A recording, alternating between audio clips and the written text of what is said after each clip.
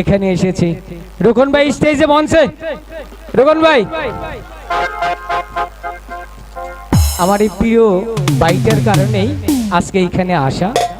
তবু আমরা আপনাদের কাছে দোয়া চাই। বাংলাদেশেরই সন্তান, আমিও কিন্তু ময়মনসিংহের সন্তান, যদিও আমার বাড়িটা ফুলবাড়িয়া থানায় এনায়তপুর, বর্তমান ঠিকানা হচ্ছে টাঙ্গাইল সখীপুর। তো ভাইয়ের সাথে অনেক দিন যাবৎ ফোনে কথা হয়, 4 তারিখে আসার কথা ছিল, আমি একটু সমস্যার কারণে আসতে পারিনি।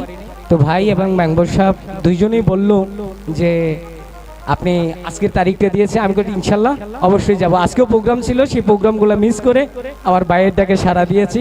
আমি আমার জন্য ভাইয়ের কাছ থেকে কিছু শুনতে চাই। যাই হোক, আমরা যারা কন্টেন্ট ক্রিয়েটর, আমরা ফেসবুক, ইউটিউব এগুলাতে কাজ করে থাকি, অনেকেই দেখেন। এখানে আমার অনেক ভাই বেরাদার আছে কন্টেন্ট ক্রিয়েটর। তো জন্টু ভাইয়ের সাথে হঠাৎ করে একদিন পরিচয়, আর সারাদিন কিন্তু আমরা লগে ঘুরছে, কিন্তু কেউ চিনছে না, কেউ চিনার মতো বাও নাই, কারণ এবার হলো মেকআপের পরিচয়।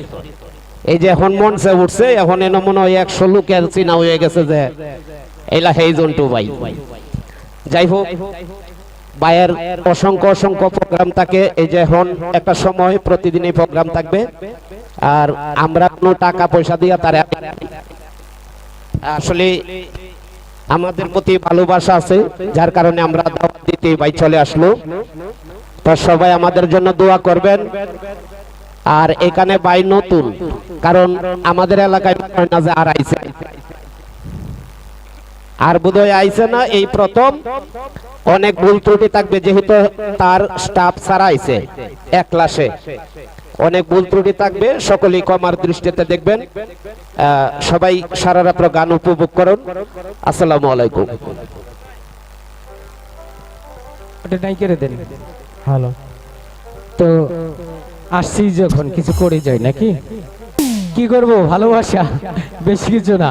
কি আমার জন্য একটা তালি হওয়ার কথা না?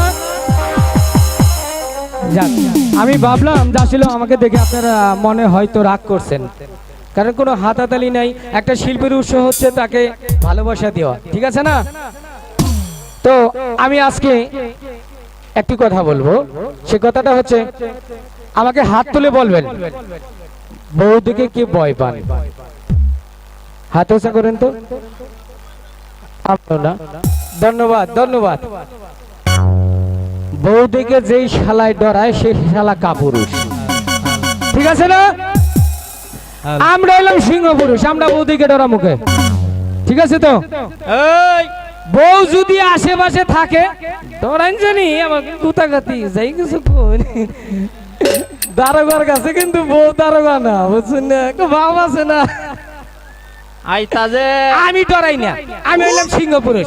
বৌদিকে আমি জীবনে ডরাই না।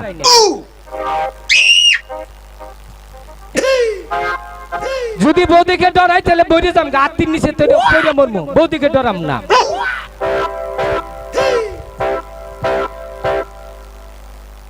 কি বলছো তুমি? আবার বলো। ইসিরে, এই বানর, তুই বৌদিকে ডরাস না? কান্দর, কান্দর কইছি, তুই ডরাবি না তোর বাপ। আঙ্গা আঙ্গা আপা ডরাবো, আমিও ডরাবো। হ্যাঁ, এবার হাসা কথা কইছে।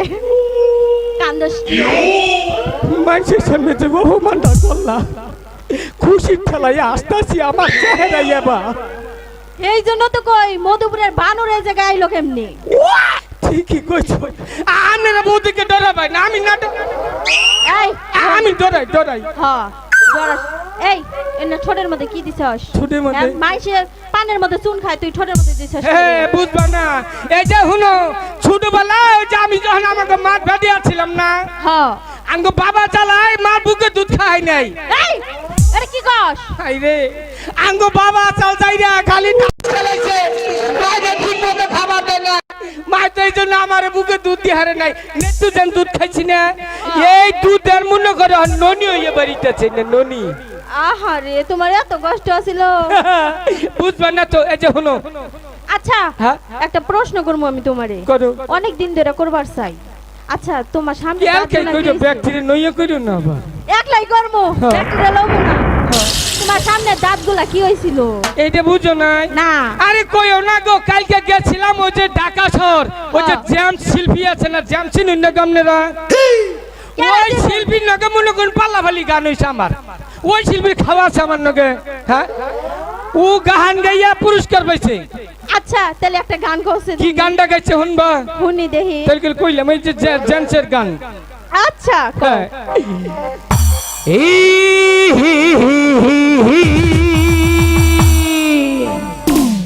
একটু দূরে খারো গান ছিটতে না গাহারে আবার হাসা কথা কইছো হ্যাঁ তারি সিরা গেছে রবিবার রাতে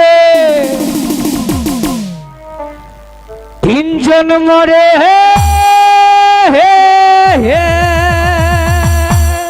মনে হয় শিয়াল ভুগতাছে তার সিরা গেছে রবিবার রাতে তার সিরা গেছে রবিবার রাতে দুইজন মরে দুইজন হাসপাতালে